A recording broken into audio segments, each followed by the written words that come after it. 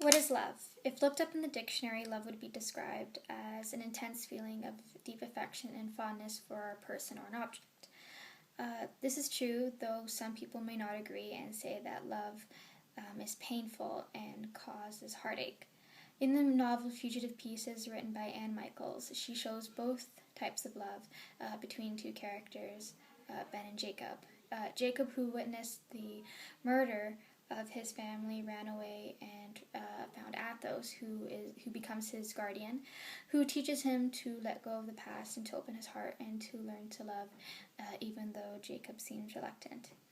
Ben, on the other hand, has both his parents and a loving wife named Naomi, and though he believes that he understands what love is, he doesn't understand how complicated and how intense love can actually be.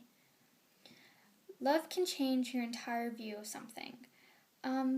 Jacob and Athos are preparing to leave and move to Canada, and Athos is trying to talk to Jacob, but Jacob seems reluctant into opening up what happened to his family. And Jacob also doesn't want to leave, seeing as he's become comfortable living where they're at. And Athos turned around to Jacob and told him, "Love makes you see a place differently, just as you hold a different object that belongs to someone you love. If you know one landscape well, you will look at all the other landscapes differently. And if you learn to love one place, sometimes you can learn to love another," which is located on page 82. I found that this quote had a double meaning, saying if Jacob, even though Jacob loved his past, not the murder of his family, but if Jacob learned to let go and learn to love another, it would become a little bit more easier to love others besides Athos, and for him to open up his heart. And though Jacob is still young, he still doesn't understand this concept, and he's still afraid to feel the pain that he did when he lost his family, so he seems reluctant to do so right away. And like we've mentioned before, love is not always filled with positive emotions. It can sometimes be quite painful. Jacob's now a bit older, and Athos has died, and Jacob is once again by himself. And as he was, upset that his guardian was gone, he was looking through Athos's research, and he found a note that Athos dated 2 months prior for his death that said, "Love is always good, no matter how long ago, no matter the circumstances," on page 117. And now that Jacob's lost his family and his guardian, he still doesn't understand how Athos can be so optimistic and say how love can be such a great emotion, seeing as it only causes you pain.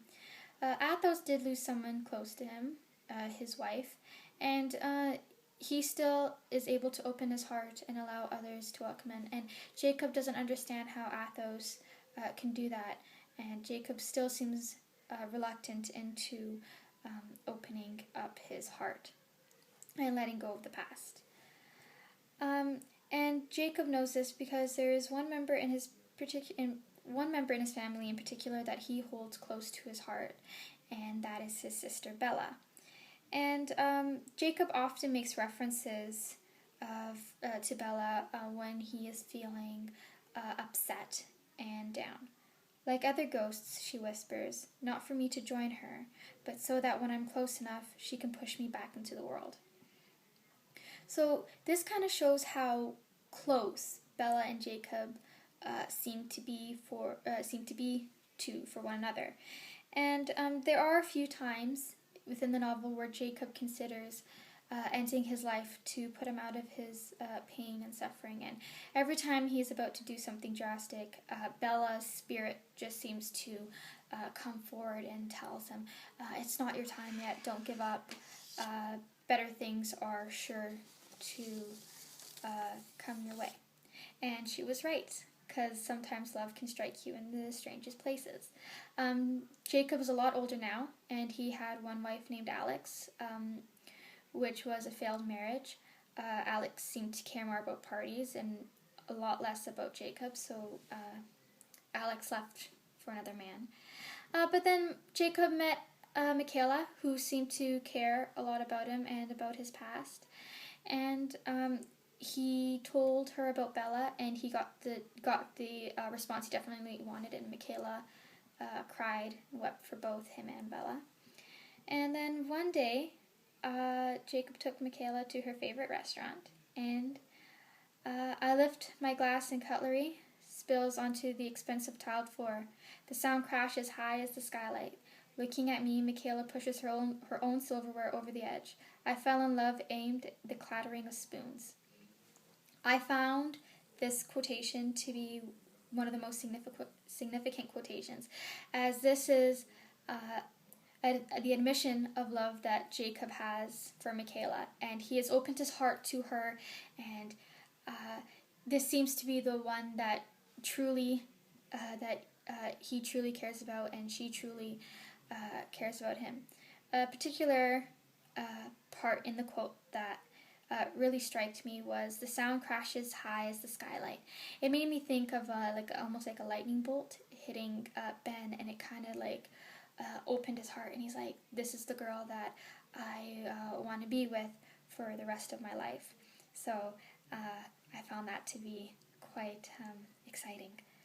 Now, in Ben's point of view, he has a loving family, and his wife Naomi, and he told Naomi one time that he wanted to go to Greece to go look up to find Jacob's office on his work, and Naomi didn't want him to leave because he would not only be missing his birthday, they wouldn't get to spend it together.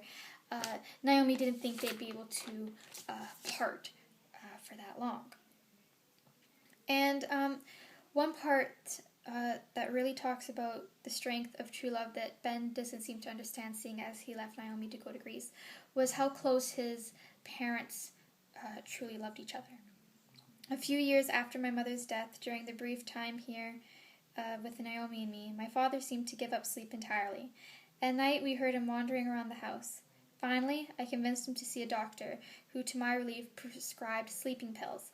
But suddenly able to answer the dilemma of hunger that plagued him for so long, he took them all, which was located on page 256.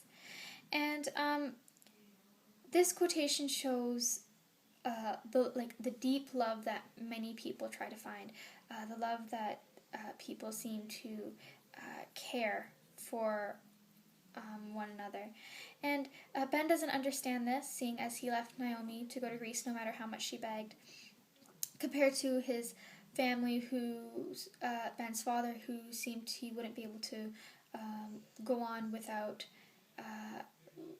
his wife being there. So that shows that Ben does not completely understand the concept of love, even though his life was a lot simpler than Jacob's. Love can either be a joyful experience or a quite painful one. Jacob, who was a Jew who witnessed his family's murder, ran away and met Athos, who took him in as a guardian, who took him in and became his guardian. And, can I redo that? Love can either be a joyful experience or a painful one. Jacob, who was a Jew, saw his family get killed and ran away, who met Athos, who became his guardian, who taught him to open his heart and to love and to let go of his past. Compared to Ben, who loved his wife Naomi but does not completely understand the true concept of love. Love is a very complicated emotion that no human being can truly understand. It is not something that happens right away, and it is not something that is easy. Both Jacob and Ben knew this, and they slowly opened their hearts to achieve their true happiness. So thank you, and bye.